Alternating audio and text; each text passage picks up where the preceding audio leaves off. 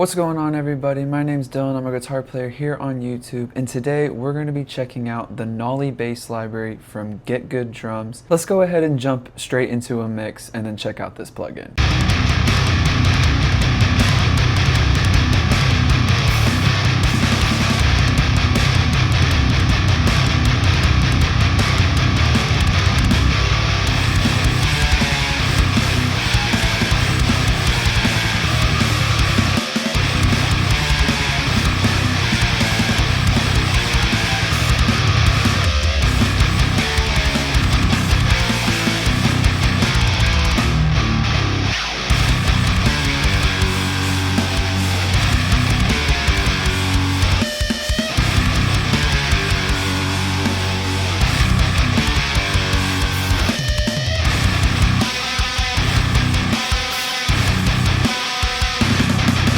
Before we go any further, if I could please ask you guys to like, comment, and subscribe and join me on this journey of checking out all guitar gear, plugins, guitars, going on adventures and stuff. Just, click that subscribe button and hang out. I'll quit rambling, wasting any more of your time. Let's get into the plugin. Alrighty, now that we got the plugin pulled up, I'm going to go ahead and play that mix once again, but this time it is how I originally recorded it and adjusted everything, so the bass isn't going to be sticking out like it did in the intro track. So let's go ahead and give that a listen.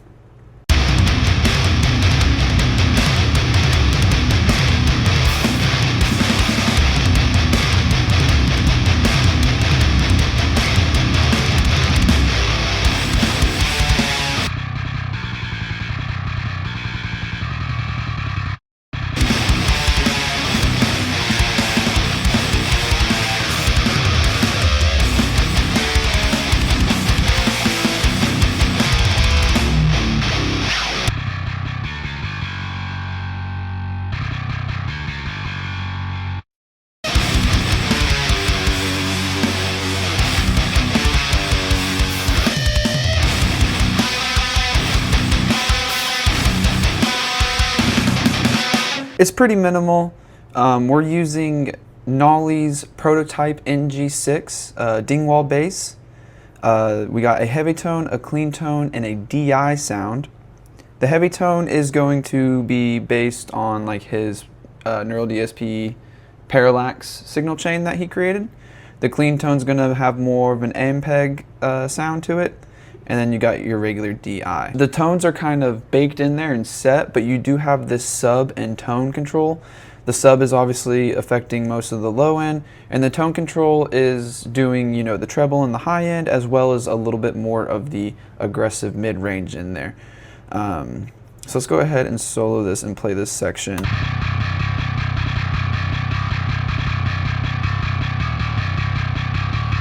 That's the heavy sound. Let's do the clean.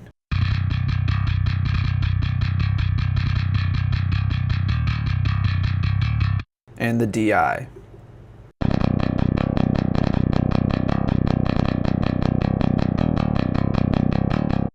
So obviously you're mainly going to be using either heavy or clean, but the cool thing about the DI is you can then load up Neural DSP Parallax or Dark Glass Ultimate or your favorite bass plugin, and then use this if you don't have a bass like myself, but then still be able to control the tones afterwards for whatever kind of sound you're wanting to get, which I think is super cool.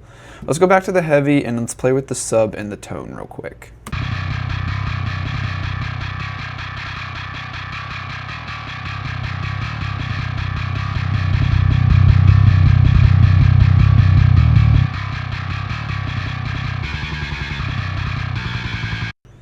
See there, definitely, you turn it up, it adds a lot of that, again, more subby, kind of woofy low end.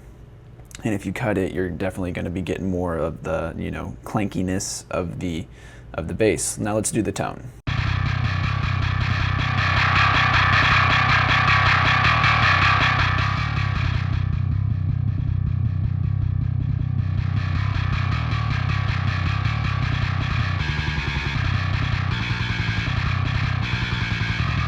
As you can see there, the tone, again, it not only cuts off that top end, but it does get rid a little bit of the aggressive mid-range.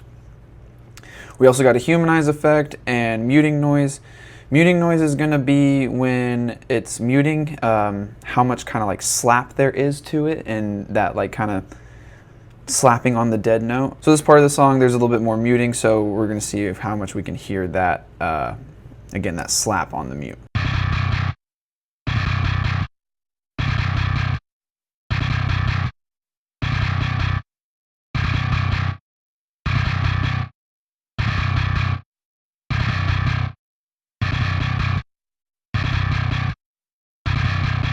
You kind of get that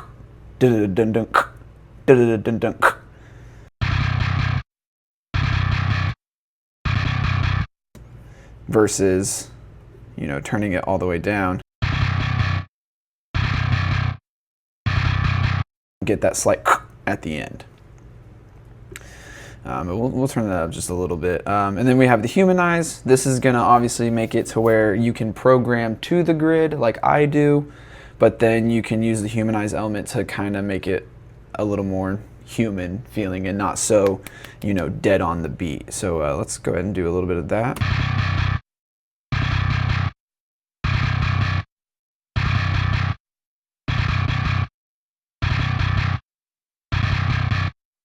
Can kind of hear when I turn it all the way up, since it's a fast picking part, it's wanting to like separate the notes, and I don't really like that. So we'll just leave it kind of where it was, you know, turned about there. This goes down to drop E, so an octave below standard bass tuning. And then we go all the way up to, I believe, G on the high string. So that is the range that you got. You can go as low as drop E, which I believe would be E0, I think. I could be wrong on that. Up next, we have the alternate picking. So all of the articulations in this are picked. You can't pick to do like fingerstyle or pick. It is all pick, but you can decide when it is alternate picking. So when you get the upstroke, I have it set to a 16th note is when it'll get the upstroke. You can set it to an eighth note, quarter note, or even just, you know, every note it wants to go up, down, instead of just down picks. I like it to where with bass, I program everything to 127 velocity, so it's at its highest velocity, very aggressive. So I want everything down pick unless it's kind of doing more tremolo picking or gallops and stuff like that, then it'll up pick on that 16th note.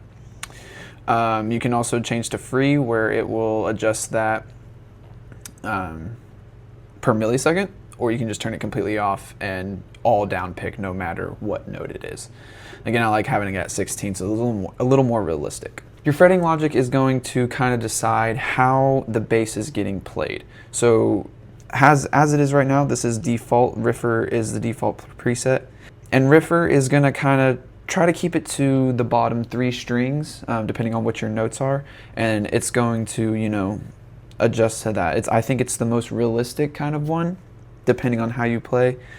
Then we have natural, which is going to keep it more in the lower frets, but up on the higher strings. And then ascending is going to be the opposite of that. It's going to stay more on the low strings and go up the fretboard. We'll go back to kind of this like tremolo picking part of the song here. So this is what it sounds like in Riffer.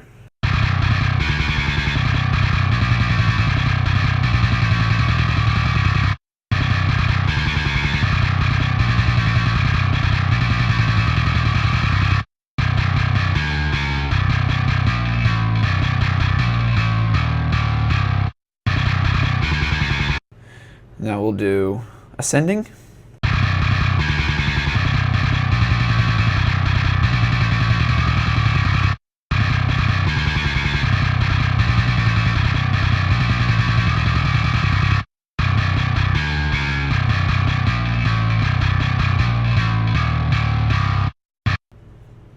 And now natural.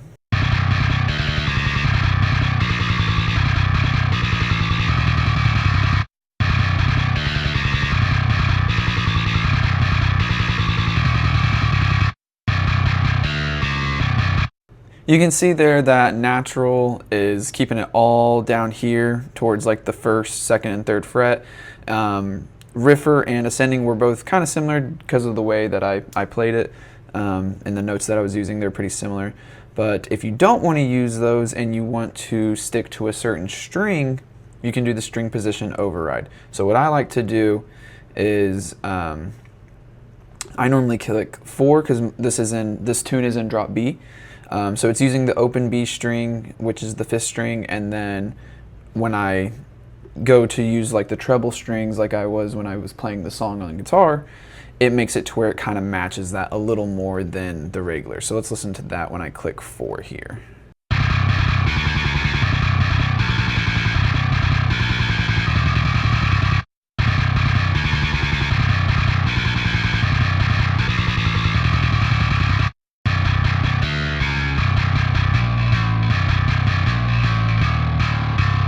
You can see there when I click 4, it wants to keep it more on that 4th string, except for the open part and like the 1, 3, 4, section on the low B string. But for that, it plays it more like I played it on guitar, which I like.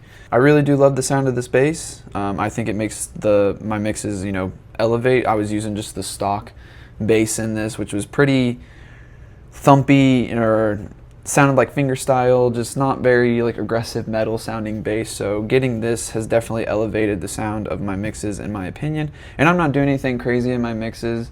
It really is just the drums, this bass sound, and 2 guitars, and I'm just adjusting levels. I'm not EQing and compressing.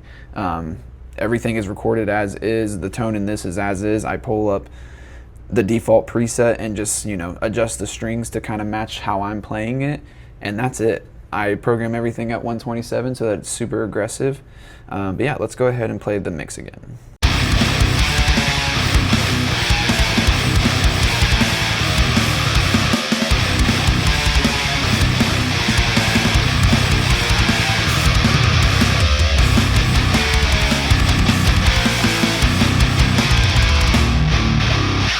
So that's pretty much going to wrap up this video. Kind of quick on this plugin. There's really not much to it. It is pretty simple. It is just MIDI bass, and the tones are kind of already set in stone. Again, you get to adjust it with the sub and the tone, and then kind of how it's being played. But other than that, it's pretty straightforward, which I do like. I like that the tones are already great right out of the box, and all I got to do is start adjusting levels. And my mixes, to me, sound pretty good. Obviously, want to get more surgical with those. But for now, just making reels, I'm loving it. Go ahead and quit rambling. Tell me what you thought of the bass tone and what you thought of the little track that I have. Again, if you want to see more of these tracks, follow me on Instagram or TikTok, and I post shorts at least 3 times a week. So you'll be seeing things like this that are using this bass plugin. Go ahead and leave your comments down below on what you thought of this bass tone, and what's your favorite bass plugin. Do you use the Nolly Bass plugin, or are you using something different? Is there something different I should possibly check out? Yeah, let's go ahead and just have a discussion in the comments. And yeah, I'll quit rambling. Please like, comment, and subscribe, and I'll see you in the next one.